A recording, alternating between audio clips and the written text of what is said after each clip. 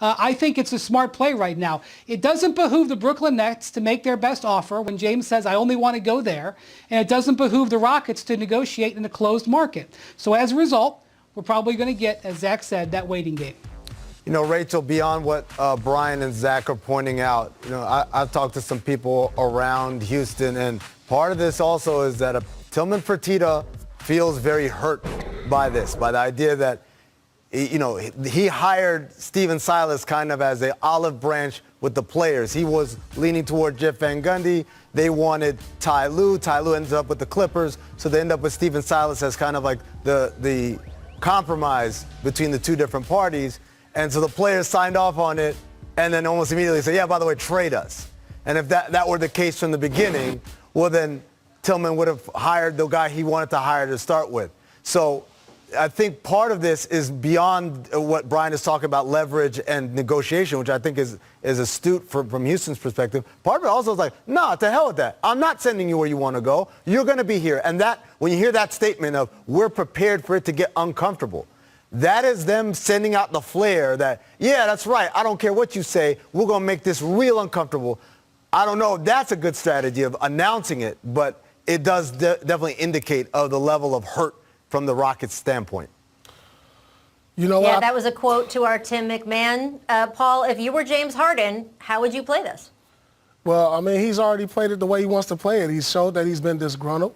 He's a superstar in this league, and these guys don't come about too often for the Houston Rockets. But if I'm Houston, it's hard for me to budge. Like I said, players of this caliber do not come to your franchise almost never. He's probably one of the top 3 players to ever put on a Houston uniform. And if you see him leave and go into a rebuild, I've seen teams rebuild for over 20 years, for a whole generation rebuild, because they don't have this type of player. And so hopefully there's some way they can work it out. But if not, you know, I can't imagine him being there before Christmas. You know, the crazy thing is... Well, look. Oh, I'm sorry. I was just going to say, go ahead, the crazy thing is, though, we see this happen the other side. I get what Paul is saying, but also, if he doesn't want to be there, you got a new coach who's trying to put in a new system. How much is he going to be bought into executing the new system or being amenable? We always talk about this. In the NFL, when a player doesn't like his deal or where he is, he sits out. In the NBA, when a player doesn't like a situation, he shows up and he makes things uncomfortable. And my standpoint is always, the player can always make it way more uncomfortable for the team than vice versa, especially when you're a star like Harden. Yes. General soreness. I hear you, and I know that's true. Yes, exactly, general soreness. I hear you, and I know that's true, and we've seen it with players certainly in the past. We saw Jimmy Butler, who said, you're trading me, right? He just forced his way out of Minnesota. We've seen Anthony Davis, who a year and a half before his deal was up, said, hey, trade me. But there is still the fact, and Brian and I have had, I think, approximately 306 conversations about if a guy has 2 years left on his contract, like with, say, Kyrie Irving. We talked about this a lot a few years ago. You don't have to deal him. And there is a point where an owner can say to the player, hey, guess what? You had us give up all these assets for Russell Westbrook. We got you Russell Westbrook. As you just described with the coaching situation, you had input on the coach. You made decisions differently than we might have made. You're going to play here for a little while. And we know that James Harden, to his credit, he shows up every day. He likes playing basketball. He likes scoring his points. And I would expect some natural buy-in from him just because he likes going out and hooping. So it is going to be interesting to see how this goes going forward. If he doesn't end up going to the Nets, though, Zach, how does that influence how the Nets play the next few months? I saw Bradley Beal tweet a few minutes ago, here we go. And honestly, my heart skipped a beat because any player tweeting anything right now, you're like, wait, what's going on? Do I need the siren? What's happening?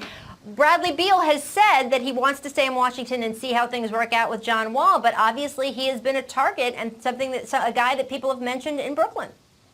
Well, look, if the Nets' best offer isn't enough to get James Harden, I'm not sure why it would be enough to get Bradley Beal. Bradley Beal is 5 or 6 years younger than James Harden and is coming into his own as a superstar, a legit superstar in the NBA. So it remains TBD if they can really get that on the table. We'll see. There are other teams, including the Denver Nuggets, I think, with Michael Porter Jr., who have at least one asset that trumps anything Brooklyn can throw out. Brooklyn needs to throw the whole kitchen sink unless you get to the point of throwing Kyrie in which case things have gone really crazy. But to your initial question, The Brooklyn Nets have Kevin Durant and Kyrie Irving. We were throwing all parties in New York because they got these two superstars. It's not like they need a lot of help. They have two superstars. They're probably going to re-sign Joe Harris tonight. They have a good team. What the Brooklyn Nets can do is say, okay, James Harden will, I guess, be in the conversation for a while. In the meantime, we have a damn good team. Let's go out and play.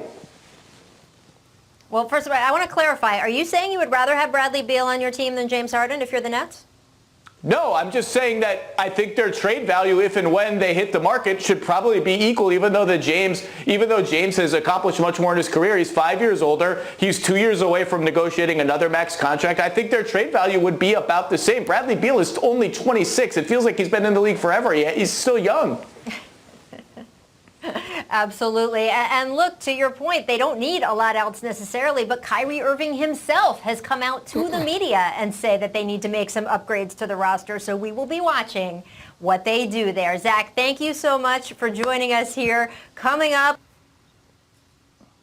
what do you think, Vince? Well, I want to say this to that. I think I agree with you, Paul, but I think that process starts now for Anthony Davis.